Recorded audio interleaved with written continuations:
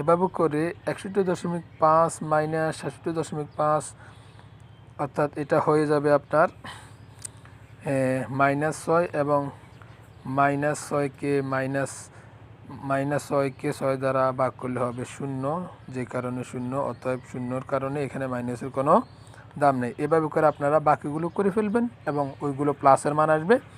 এবং এর পরবর্তীতে আমরা এফআই ইন্টু ইউআই এর কাজটা করব। এফআই ইন্টু ইউআই এটা কীভাবে হবে, এখানে যে 1 রয়েছে এই 1 এবং এই -6 গুণ করলে 1 এবং -1 এবং -6 গুণ করলে -6ই হবে এখানে।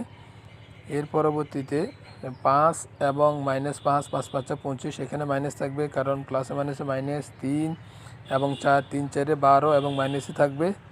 এবং পরবর্তীতে 1 এবং -3 -3 1 3 -3 হবে এখানে 3, এখানে 2 3 দুগুণে 6 -6 হবে।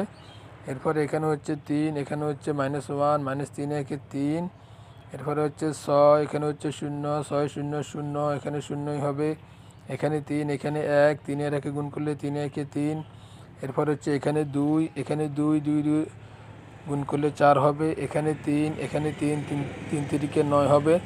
এখানে 1, এখানে 4 4 1 4 হবে গুণ করলে, এখানে 4, এখানে 5 4 5 20।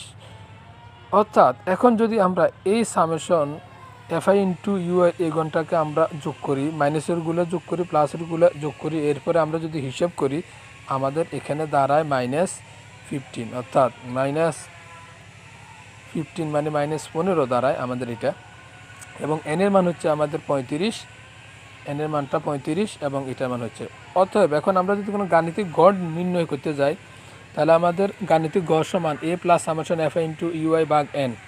তাহলে সামেশন এফআই ইন্টু ইউআই এর মান কত, এই যে সামেশন এফআই ইন্টু ইউআই এই মানটা আমরা এখানে বসাতে পারবো। এবং এর যে মানটা আমাদের এখানে রয়েছে এর মানটা, এই মানটা এখন এখানে আমরা 65.5 এখানে বসিয়ে দেবো এখানে এর মানটা। এরপরে সামেশন এফআই ইন্টু ইউআই এর মানটা -15 আমরা এখানে বসাবো। এরপরে হচ্ছে এন এর মান হচ্ছে 35, এই যে এন এর মানটা 35, এখান থেকে আমরা